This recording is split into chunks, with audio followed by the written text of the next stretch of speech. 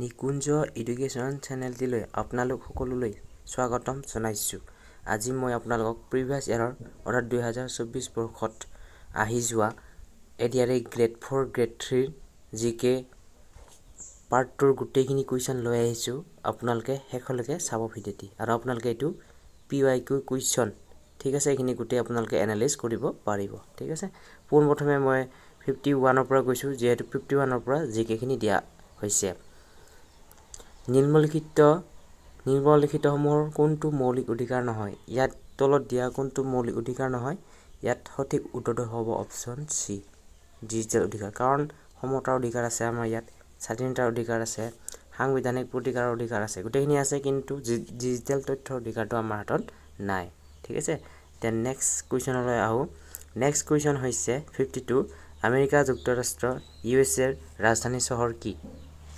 ইয়াৰ সঠিক উত্তৰটি হৈছে option B, Washington DC. Next কুৱেশ্যনলৈ আহোঁ। নেক্সট কুৱেশ্যনটি হৈছে 53, কৰতল কমল কবিতাটি কোনে ৰচনা কৰিছিল? আপোনালোকৰ কিছুমান ইজি যেন লাগিব, কিন্তু এনেকুৱা আছে কোনোবাটো কুৱেশ্যনৰ এনচাৰ য'ত আপোনালোকে শুনাই নাই আজিলৈ, তেনেকুৱাও কুৱেশ্যন দিয়া হৈছে। ঠিক আছে, ইয়াৰ সঠিক উত্তৰটো option C, Srimanta Sankardev. Next হৈছে মাঘ বিহু উৎসৱটো কোন মাহত পালন কৰা হয়? ইয়াৰ সঠিক উত্তৰটো অপশ্যন বি, জানুৱাৰী মাহতে পালন কৰা হয়। ঠিক আছে, নেক্সট কুৱেশ্যন হৈছে মহাত্মা গান্ধীৰ প্ৰকৃত নাম কি?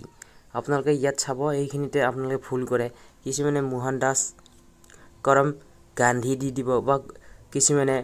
মোহন সিং কৰমচান্দ গান্ধী এনেকৈ দিব, কিন্তু শুদ্ধ উত্তৰটি হ'ব মোহন দাস কৰমচান্দ গান্ধী। ঠিক আছে, এইটো হ'ব অপশ্যন ডি। নেক্সট কুৱেশ্যনলৈ আহোঁ। নেক্সট কুৱেশ্যন হৈছে কলিংগ যুদ্ধ কোন জড়িত আছিল? মানে কলিংগৰ যুদ্ধ হওঁতে ইয়াৰ তলত অপশ্যনৰ যিকেইটা দিয়া আছে, ইয়াৰ ভিতৰত কোনে ইয়াৰ লগত জড়িত আছিল?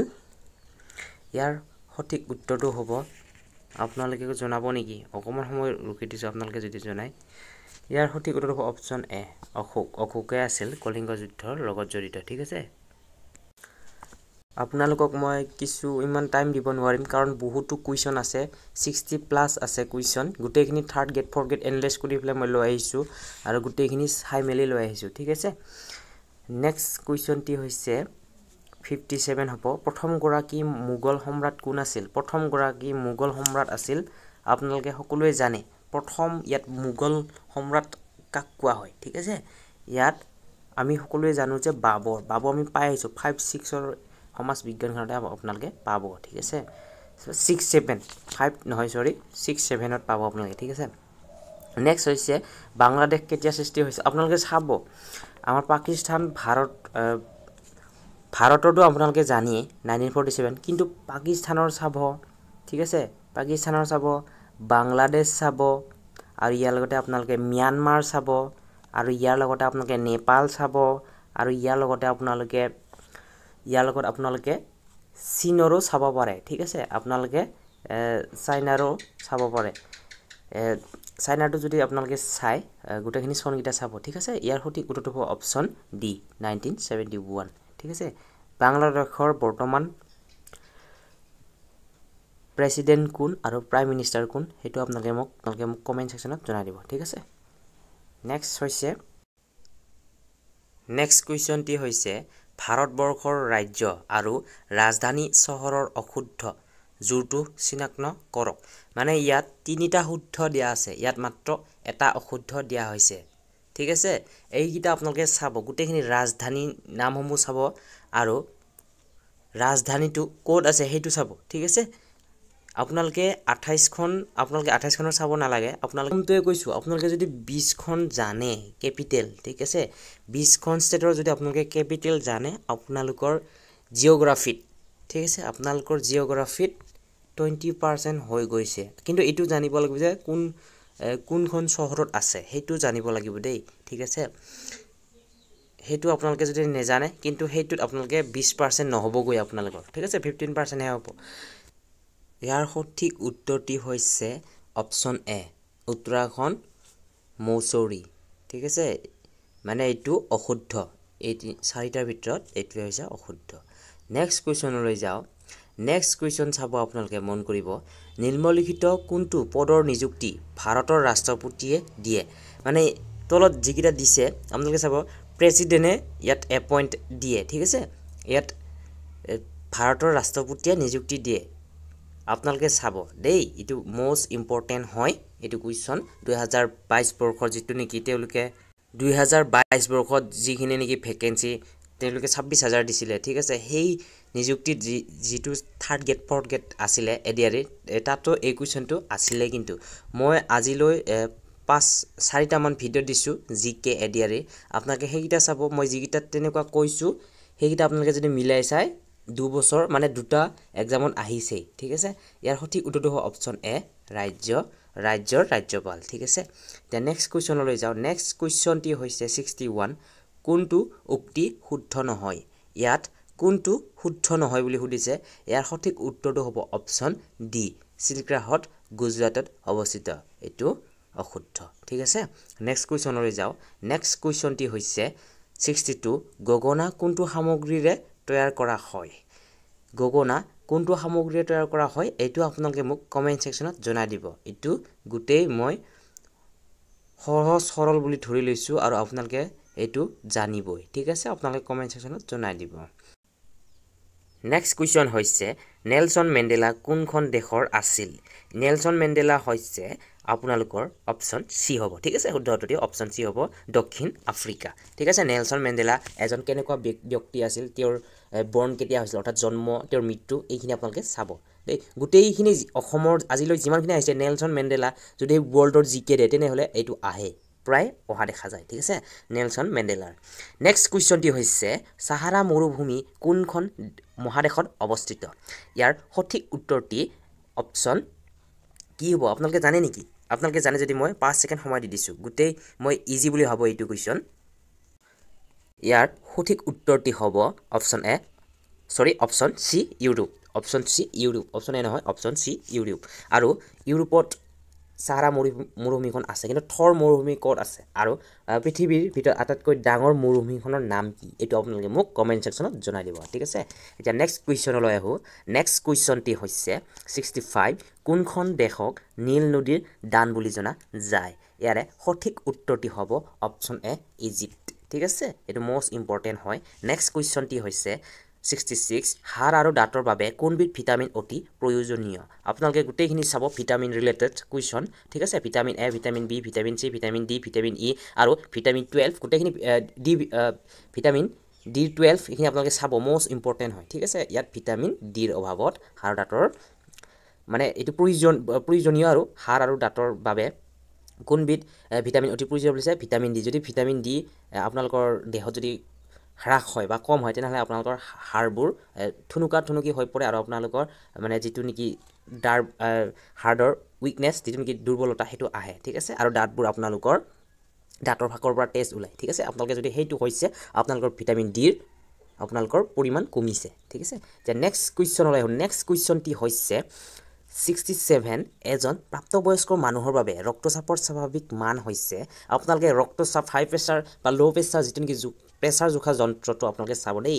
80 to 120 ৰ ভিতৰত থাকিব লাগে তেতিয়াহে এজন সুস্থ মানুহ বুলি বা ৰক্তচাপৰ সুস্থ মানুহ বুলি ধৰা হয় ঠিক আছে এতিয়া নেক্সট কুৱেশ্যনলৈ নেক্সট কুৱেশ্যনটি হৈছে মহেন্দ্ৰ সিং ধোনিয়ে নিম্নলিখিত কোনটো আইপিএল দলৰ অধিনায়কত্ব কৰিছিল মানে এটো তেওঁলোকে কাৰেন্ট এফেয়াৰ হিচাপে দিছে আপোনালোকে কাৰেন্ট এফেয়াৰখিনি চাব দেই চেন্নাই সুপাৰ কিংছ ঠিক আছে এতিয়া নেক্সট কুৱেশ্যনলৈ নেক্সট কুৱেশ্যনটি হৈছে 2024 চনৰ 1 জানুৱাৰী সাপেক্ষে অসমৰ পঞ্চায়ত আৰু গ্ৰামোন্নয়ন বিভাগৰ মন্ত্ৰী কোন আছিল এতিয়া ইয়াত 2024 নিদি পেলাই 2025 দিব ঠিক আছে আপোনালোকে যেহেতু 25 চনত নতুন ভেকেন্সি অহাৰ চান্সটো আছে এডিআৰই ঠিক আছে এইটো দিব 25 দিব ঠিক আছে আপোনালোকে এইটো চাব দেই ৰঞ্জিত কুমাৰ দাস নেক্সট কুৱেশ্যনটি হৈছে নেক্সট কুৱেশ্যনটি আপোনালোকে মন কৰিব 60 ৰানছ এণ্ড ৰেঞ্জ নামৰ কিতাপখন কোনে লিখিছিল ইয়াৰ সঠিক উত্তৰটি হৈছে অপচন ডি সুনীল গাভাস্কাৰ ঠিক আছে এতিয়া নেক্সট কুৱেশ্যনটি হৈছে 71 মুন্সী প্ৰেমচন্দৰ উপন্যাস গুদান কোন ভাষাত লিখা হৈছিল ইয়াৰ সঠিক উত্তৰটি হ'ব option D Hindi option C Hindi ঠিক আছে মই সিতে ক্লিক কৰিছো কিন্তু ডি বুলি কৈ পাছো হিন্দী ঠিক আছে এতিয়া নেক্সট কুৱেশ্যন হৈছে 72 সুনামি বুলিলে কি বুজায় এইবিলাক কুৱেশ্যন দিলে আপোনালোকৰ আণ্ডাৰষ্টেণ্ডিংটো লাগিব ঠিক আছে আপোনাৰ যিটো বুজাৰ ক্ষমতাটো সেইটো লাগিব ঠিক আছে আপোনালোকে ইয়াৰ বিষয়ে যদি একো নেচায় তেতিয়াও পাৰিব কিন্তু আপোনালোকৰ আণ্ডাৰষ্টেণ্ডিংটো লাগিব দেই ইয়াত উপকূলীয় অঞ্চল হোৱা উচ্চ মাত্ৰাৰ ঢৌ এইটো শুদ্ধ উত্তৰ হ'ব কিন্তু মই বাকীকেইটা আপোনালোকক গাই দিছোঁ হিমালয়ত হোৱা এক বৃহৎ ভূমিকম্প এইটোতো কোনোপধ্যে হ'ব নোৱাৰে অতি প্ৰবল ঘূৰ্ণীবতাহৰ ফলত কেৱল সুনামি আহে নেকি হয়নে এইটোতো হ'ব নোৱাৰে অপশ্যন চি পূব ভাৰতত হোৱা এক প্ৰচণ্ড বান কেৱল পূব ভাৰততহে হয়নে এইটো একদম মিছা ঠিক আছে ইয়াৰ শুদ্ধ উত্তৰ হ'ব অপশ্যন ডি উপকূলীয় অঞ্চল হোৱা এক উচ্চ মাত্ৰাৰ ঢৌ ঠিক আছে এতিয়া নেক্সট কুৱেশ্যনলৈ আহোঁ নেক্সট কুৱেশ্যনটি হৈছে 73 চাব আপোনালোকে সৌৰভ কুমাৰ চলিহা ছদ্মনামেৰে কোনে অসমীয়া সাহিত্যত লিখা মেলা কৰিছিল ঠিক আছে ইয়াৰ সঠিক উত্তৰটো পাইছে যদি বহুতো ভাল কথা যদি আপোনালোকে কুৱেশ্যনটোৰ উত্তৰ দিব পৰা নাই তেন্তে আপোনালোকে কোনো ধৰণৰ খুকুজা বা ভয় নাখাব কাৰণ আপোনালোকে যদি প্ৰথমবাৰ চাইছে তেনেহ'লে আপোনালোকৰ এইবোৰ কুৱেশ্যন মষ্ট ইম্পৰ্টেণ্ট বুলি ভাবিব ঠিক আছে আৰু যদি আপোনালোকে আগৰ পৰাই জানে তেনেহ'লে আপোনালোকে এইবিলাক কুৱেশ্যন আপোনালোকে নোট নকৰিলেও হ'ব ঠিক আছে উত্তৰ সুৰেন্দ্ৰ নাথ মেধি ঠিক আছে এতিয়া নেক্সট কুৱেশ্যনলৈ আহিব নেক্সট কুৱেশ্যন হৈছে মই আৰু এটা কথা কওঁ আপোনালোকক অসমৰ যিমানখিনি লেখক লেখিকা আছে যিমানখিনি গ্ৰন্থ আছে উপন্যাস আছে আৰু প্ৰথম যিবোৰ বস্তু তেওঁলোকে ওলাইছে আৰু কাক কি নামেৰে ছদ্মনাম দিয়া হয় গোটেইখিনি আপোনালোকে চাব তেতিয়া আপোনালোকে বুজি পাব আৰু কাৰ কি মানে কোনখন লেখিকাৰ কোনখন কিতাপ তেওঁ কি বঁটা পাইছে সেইখিনি যদি চাই থয় নে আপোনালোকে আছাম জিকেৰ আপোনালোকে 30% কভাৰ কৰিলে বুলি মই ভাবোঁ ঠিক আছে গোটেইখিনি যদি আপোনালোকে লিটাৰেচাৰ ওপৰত চায় এতিয়া নেক্সট হৈছে মামৰে ধৰা তৰোৱাল কোনগৰাকী অসমীয়া লেখকে ৰচনা কৰিছিল ইয়াত বহুখিনি গ্ৰন্থ আছে তেওঁৰ ঠিক আছে তেওঁৰ বুলি কৈছোঁ মই অপশ্যন ডিটো হ'ব মামণি ৰয়ছম গোস্বামী তেওঁৰ প্ৰকৃত নামটো কি সেইটো আপোনালোকে মোক কমেণ্ট ছেকশ্যনত জনাই দিব ঠিক আছে তেওঁ বহুখিনি উপন্যাসো লিখিছে আপোনালোকে চাব দেই সেইটো চালে মানে তেওঁৰ বিষয়ে যদি চাই আপোনালোকে পাৰিব আৰু মই কৈছোঁ লেখক লেখিকাৰ বিষয়ে আপোনালোকে চাবলৈ একেবাৰে নাপাহৰিব ঠিক আছে এতিয়া নেক্সট কুৱেশ্যন হ'ল নেক্সট কুৱেশ্যনটি হৈছে 75 নিম্নলিখিতসমূহৰ কোনটোৰ পিঠিত দুটাকৈ কোষ আছে ইয়াৰ সঠিক উত্তৰ হ'ব অপশ্যন চি বেক্টেৰিয়ান উড ঠিক আছে এতিয়া মই স্পীড কৰি দিছোঁ কাৰণ স্পীড নকৰিলে বহুতো কুৱেশ্যন আছে কিন্তু আমাৰ ভিডিঅ'বোৰ বহুতো দীঘলীয়া হ'ব আপোনালোকেও আমনি পাব সেই গতিকে মই অকণমান স্পীড কৰি যাওঁ ঠিক আছে এতিয়া ভাৰতৰ কোনখন চহৰত চাৰমিনাৰ অৱস্থিত ইয়াৰ সঠিক উত্তৰটো হ'ব অপশ্যন এ হায়দৰাবাদ নেক্সট কুৱেশ্যনলৈ আহোঁ নেক্সট কুৱেশ্যন হৈছে 77 ক্ৰিকেট টাৰ্মছসমূহৰ মাজৰ ক্ৰিকেট পিটছৰ দৈৰ্ঘ্য কিমান মানে ক্ৰিকেট পিটছটোৰ দৈৰ্ঘ্য কিমান 22 মিটাৰ নহয় বহুতে ভাবে 22 মিটাৰ নহয় 22 গজ হ'ব ঠিক আছে নেক্সট কুৱেশ্যন নেক্সট 78 কুৱেশ্যনটো আহিছোঁ আমি কোনটো স্থলচিহ্নৰ সমীপত অটল সুৰংগ অৱস্থিত ঠিক আছে ইয়াৰ স্থলচিহ্ন কোনটো ইয়াৰ শুদ্ধটো চেলা গিৰিপথ ঠিক আছে নেক্সট কুৱেশ্যন হৈছে 79 নিম্নলিখিতসমূহৰ কোনবিধ খাৰুৱা তেলৰ পৰা নিষ্কাশন কৰা নহয় ইয়াত কোনটো খাৰুৱা তেলৰ পৰা নহয় টাৰ্পি তেল নে আলকেট্ৰা নে কেৰাচিন নে পেট্ৰল ঠিক আছে ইয়াৰ শুদ্ধ উত্তৰ আপোনালোকে কমেণ্ট ছেকশ্যনত জনাই দিব দেই এইকেইটা আপোনালোকে গোটেইখিনি ইজিয়ে হয় কিন্তু এইটো চাব যে কোনটো খাৰুৱা তেলৰ পৰা নিষ্কাশন কৰা নহয় ঠিক আছে ইয়াত নেক্সট কুৱেশ্যন হৈছে 80 নিম্নলিখিত কোনখন দেশৰ সৈতে ব্ৰাজিলে আন্তৰ্জাতিক সীমা স্পৰ্শ নকৰে ঠিক আছে ইয়াত ব্ৰাজিলে কোনখন কাণ্ট্ৰিৰ লগত কানেক্ট নকৰে ইয়াৰ ৰাইট এনচাৰ হৈছে অপশ্যন এ চিলি ঠিক আছে চিলি কানেক্ট নকৰে ব্ৰাজিলে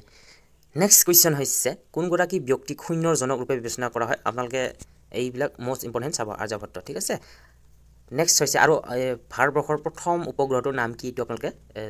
কমেণ্ট ছেকশ্যনত জনাই দিব এইটো আপোনালোকে চাবলৈ একেবাৰে নাপাহৰিব ঠিক আছে এতিয়া নেক্সট কুৱেশ্যন হৈছে সুৱেজ খাল কোন দুটা প্ৰধান জলভাগৰ মাজত অৱস্থান কৰে ঠিক আছে ইয়াত হ'ব অপশ্যন চি ভূমধ্যসাগৰ আৰু লোহিত সাগৰ ঠিক আছে এতিয়া নেক্সট কুৱেশ্যনলৈ আহোঁ নেক্সট কুৱেশ্যনটি হৈছে 83 অসমৰ কোনখন জিলাত আজান পীৰৰ দৰগাহ অৱস্থিত ইয়াৰ সঠিক উত্তৰটো হ'ব অপশ্যন বি শিৱসাগৰত ঠিক আছে নেক্সট হৈছে 84 পেনিচিলিন কোনে আৱিষ্কাৰ কৰিছিল ইয়াত শুদ্ধ উত্তৰটো হ'ব অপশ্যন বি আলেকজেণ্ডাৰ ফ্লেমিঙে ঠিক আছে নেক্সট কুৱেশ্যন হৈছে 85 2024 বৰ্ষৰ 1 জানুৱাৰী সাপেক্ষে ৰিলায়েন্স গ্ৰুপৰ অধ্যক্ষ আৰু পৰিচালন সঞ্চালন কোন আছিল ইয়াৰ সঠিক উত্তৰ হ'ব option D Mukesh Ambani next হৈছে 86 2024 বৰ্ষৰ গ্ৰীষ্মকালীন অলিম্পিক ক'ত অনুষ্ঠিত হৈছিল ইয়াৰ সঠিক উত্তৰটো হ'ব অপশ্যন চি পেৰিছত নেক্সট হৈছে আপোনালোকে অলিম্পিকৰ বিষয়ে চাব দেই নেক্সট হৈছে টুচু পূজা অসমৰ কোন জনগোষ্ঠীয়ে পালন কৰে ইয়াত টুচু পূজা আহিছিলে ঠিক আছে ইয়াৰ শুদ্ধ হ'ব অপশ্যন চি চাহ জনগোষ্ঠী নেক্সট হৈছে 88 কোন ক্ষেত্ৰত শ্ৰেষ্ঠত্ব প্ৰদানৰ বাবে অৰ্জুন বঁটা কৰে ক্ৰীড়াৰ বাবে ঠিক আছে নেক্সট হৈছে 89 লিওনাৰ্ডো দা ভিঞ্চি কোনখন দেশৰ আছিল তেওঁ কোনখন দেশৰ আছিল ইয়াৰ শুদ্ধ উত্তৰটো হৈছে অপশ্যন ডি ইটালী ঠিক আছে ইটালী নেক্সট কুৱেশ্যন আছে 90 নিম্নলিখিতসমূহৰ কোনখন অসমৰ এক পাৰ্বত্য জিলা option B Dima Hasao next হৈছে কোনগৰাকী ব্যক্তিক ভাৰতৰ লৌহ মানৱ বুলি জনা যায় ইয়াৰ শুদ্ধ উত্তৰটি হ'ব অপশ্যন বি চৰ্দাৰ বল্লভভাই পেটেল ঠিক আছে এতিয়া নেক্সট কুৱেশ্যন অসমৰ ৰাষ্ট্ৰীয় পতাকাৰ চক্ৰ কিমানডাল দণ্ড থাকে এইটো আপোনালোকে মোক কমেণ্ট সেকশ্যনত জনাই দিব ঠিক আছে এইটো মই আপোনালোকক এনসাৰটো দি নিদিওঁ ঠিক আছে বৰ্তমান ভাৰতৰ প্ৰতিৰক্ষা বাহিনীৰ সৰ্বাধিনায়ক কোন 2024 অনুসৰি আছিল অপশ্যন সি দ্ৰৌপদী মুৰ্মু আছিল 2024 অনুসৰি যদি এতিয়া চেঞ্জ হৈ যায় আপোনালোকে ক'ব কি তেওঁৰ নামটো কি সেইটো আপোনালোকে মোক জনাই দিব ঠিক আছে 2024 বৰ্ষৰ 1 জানুৱাৰী সাপেক্ষে কোন দুখন দেশ যুদ্ধৰ হৈ আছে মানে এতিয়া 2024 দিছিলে এতিয়া 2025 দিলে আপোনালোকে জানে পাকিস্তান আৰু আমাৰ ভাৰতবৰ্ষ আছিল কিন্তু আৰু এতিয়া পাকিস্তান আৰু সাউদি পাকিস্তান আৰু আফগানিস্তান লাগি আছে হেইটোও হয়তো দিব পাৰে ঠিক আছে শুদ্ধ অপশ্যন বি ৰাছিয়া আৰু ইউক্ৰেইন ঠিক আছে নেক্সট হৈছে গুলট্ৰম কোনখন দেশৰ মুদ্ৰা তো মোষ্ট ইম্পৰ্টেণ্ট হয় ইয়াৰ সঠিক উত্তৰটি হ'ব অপশ্যন সি ভুটানৰ ঠিক আছে নেক্সট হৈছে 96 তো কোনটো খেলত লাভলীনা বৰগোহাঁই অলিম্পিক পদ লাভ কৰিছিল